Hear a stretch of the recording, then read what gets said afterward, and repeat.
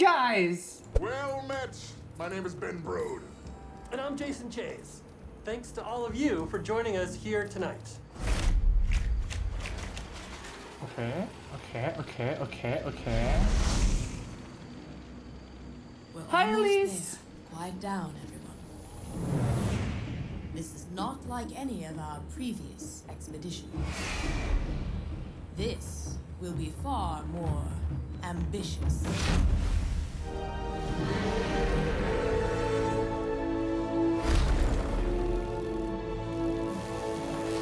Wait. Oh my gosh, Chase. That was incredible. Hearthstone's newest expansion At least is it's Journey back. to Angoro. Angoro, as it turns out, is a pretty amazing place. You'll see a volcano at the very heart of Angoro. So let's show you one of our very first cards from Journey to Angoro. Cards? The Volcano spell. Volcano is a shaman spell. It deals 15 damage. One at a time. The effect is incredible as it showers down meteors upon your opponent. They can hit your minions, they can hit your opponent's minions. Whoa. You want to be sure you're playing Volcano when you want to do maximum damage across the whole board. That's a cool There's effect all though. kinds of elemental shenanigans happening in Angoro Crater. You may think, I've already seen elementals. I've seen my fire elementals, my rock elementals, but these are different. Pyros. Pyros is a 2-mana 2/2 to begin with. When it dies, it comes back to your hand as a 6-mana 6/6. And if you play it again and it dies again, it'll come back as a 10-mana 10/10. So it's almost like it keeps resurrecting over and over again. Elementals is a brand new minion Elemental? type in Journey to Angoro. You'll see many different Magma. types of elementals, and we're going to change some of the minions from sets you already have seen to become elementals. Imagine a dinosaur that has now picked up the power of the elements around it for even greater effect.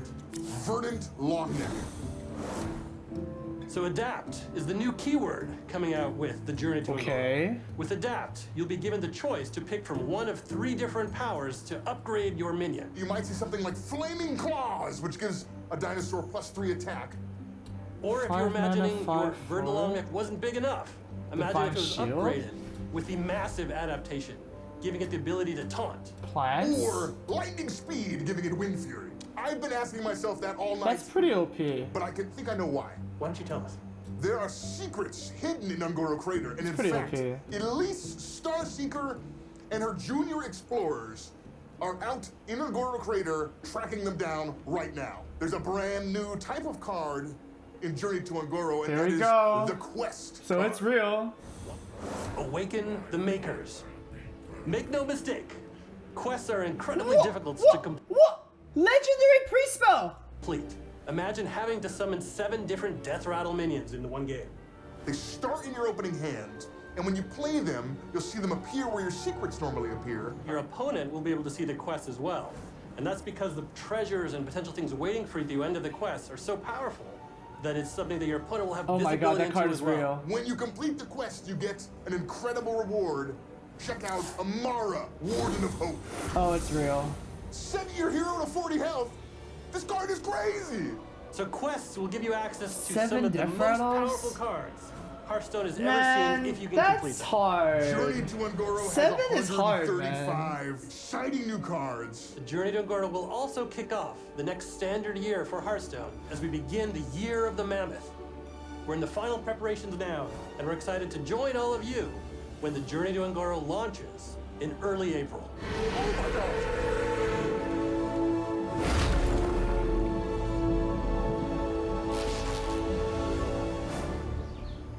So the first card that's revealed, it's a Shaman rare. It's Volcano. Deal 15 damage, randomly split amongst all minions for a cost of 5 and it overloads for 2.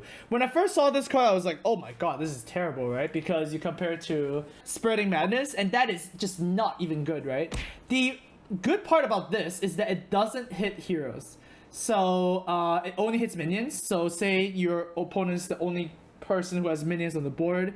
This is kind of like a super arcane missiles, you know, a different type of board clear compared to say like Flame Strike and whatnot. Like this is actually pretty comparable to Flame Strike if you have no minions, right? If your opponent has 4 minions, then it deals 50 damage. It's kind of like dealing 4 to everyone, and sometimes it's even better. Say your opponent has like a Deathwing and a Neurotron, and then you can deal 15 damage and actually clear both, where Flame Strike wouldn't. I still don't think that this is constructed playable at first glance, and I don't think any cards in the new set were gonna change that. Because shamans are more this pirate aggro or mid-range shaman, and I don't think a control shaman it's kind of like viable. So yeah, I think it's still fine in arena though. Like arena, you would pick this because it's a board clear. You don't pass AoEs. But constructed might be a bit too slow. The next card is really cool. Pyros is the new mage legendary. 2 mana 2/2 with the new elemental tag. And when it dies, it goes back to your hand as a 6 mana 6/6. And then when that dies, it goes back to your hand again. And then it's a 10 mana 10/10. So you're effectively getting 3 cards, right? At the price of 1. But the first 2 forms are kind of weak, honestly. Like 2 mana 2/2 is kind of slow in a meta where you're playing against a lot of, you know, 3/2s and, you know, just things that just stack on the board, and also like weapons and whatnot. But if you can use all 3 forms, this is like 3-in-1, right? If you think about it, it's like an 18 mana 18/18, and that's really good.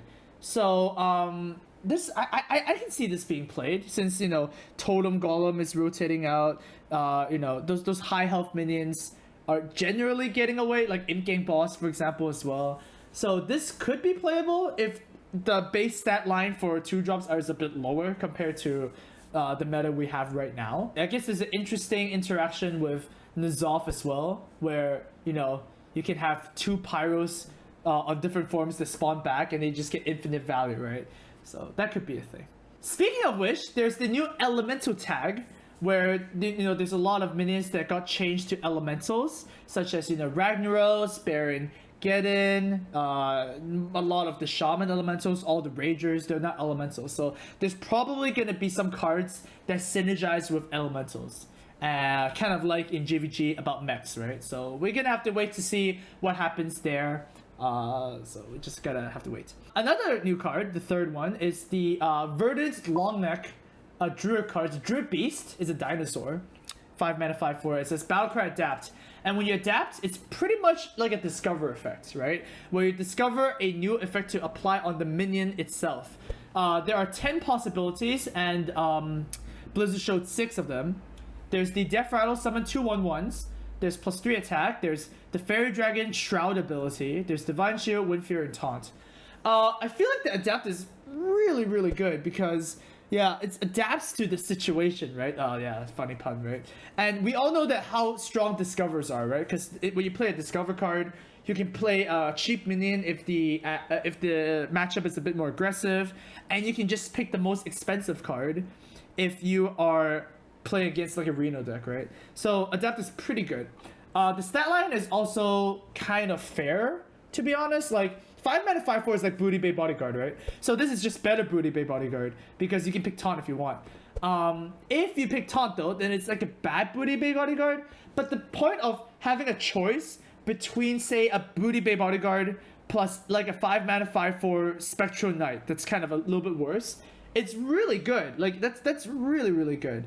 So I think this is a good keyword, and I'm going to be excited to see what other adapt creatures there are. This by itself though, I think it's close. But I still don't think Druids will play this card. Like, adapt is a good keyword, but a 5 mana 5/4 adapt I don't think it's good enough at first glance. And finally, the new legendary for Priest is actually a spell. Now that's really cool. Right? We haven't got legendary spells before. It's really cute. It's actually a quest too, so it's like a new keyword.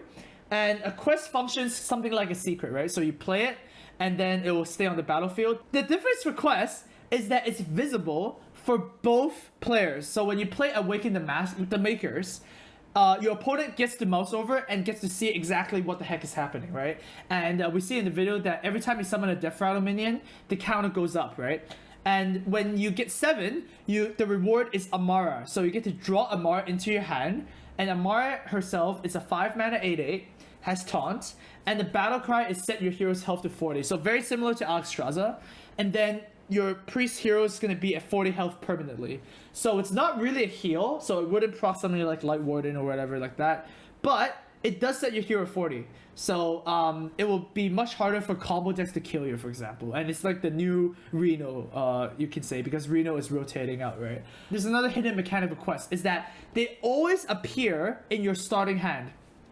So you start a game of Hearthstone, victory or death, the light shall bring victory. And then you immediately see Awakening the Makers. You can either mulligan it away if you want, or you can keep it in your starting hand. So that's like a hidden mechanic of quests.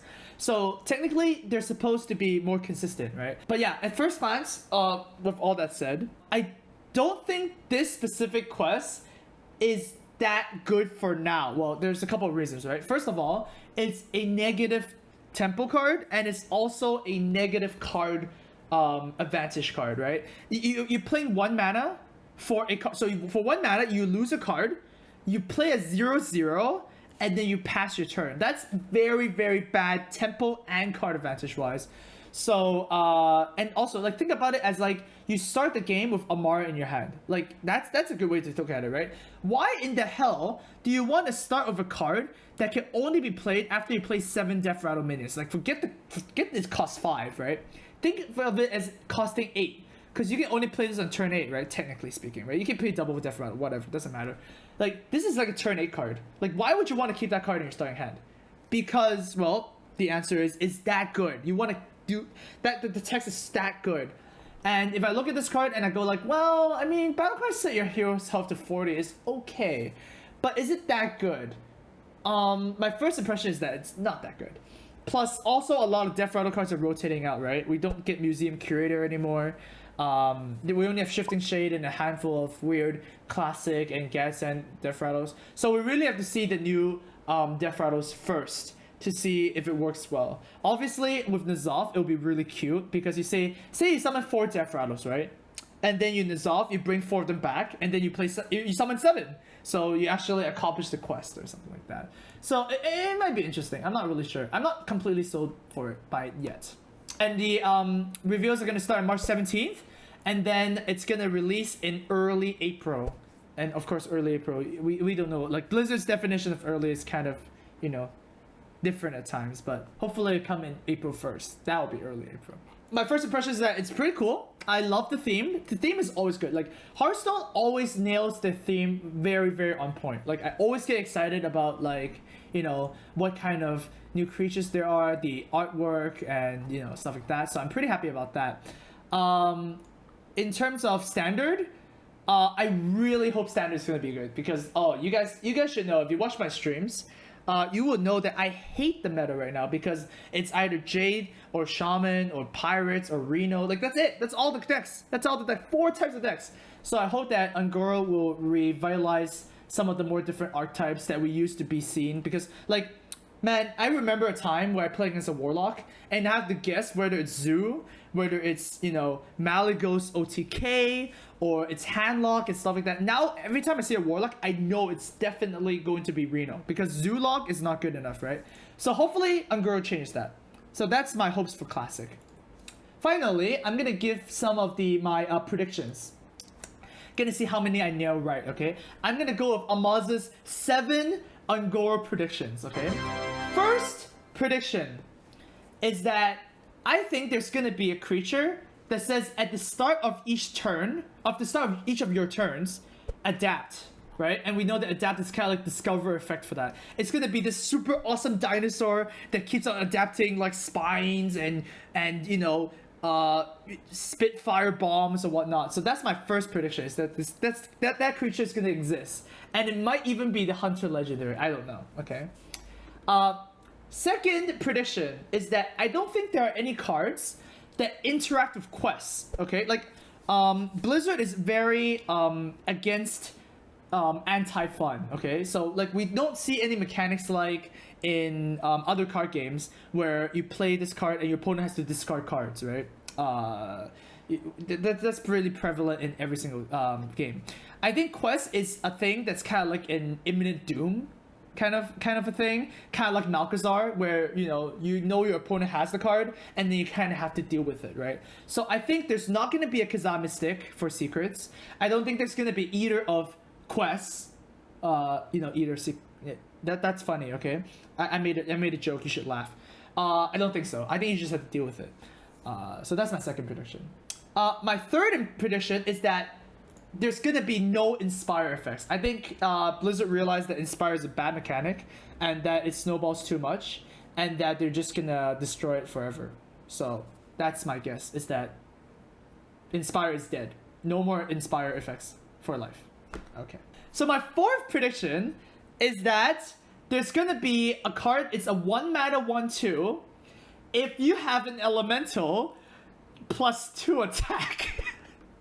Did we see that? Did we see kind of a trend? It's exactly the same as Cogmaster. It's exactly the same as Small Time Buccaneer. Apparently, for some odd reason, Blizzard likes the design of 1 mana 1/2, gain +2 attack if you have something. So I'm pretty sure there's gonna be this card that's called Elemental Treasurer, right? 1 mana 1/2 +2 attack while you have an elemental. So yeah, that's a good prediction.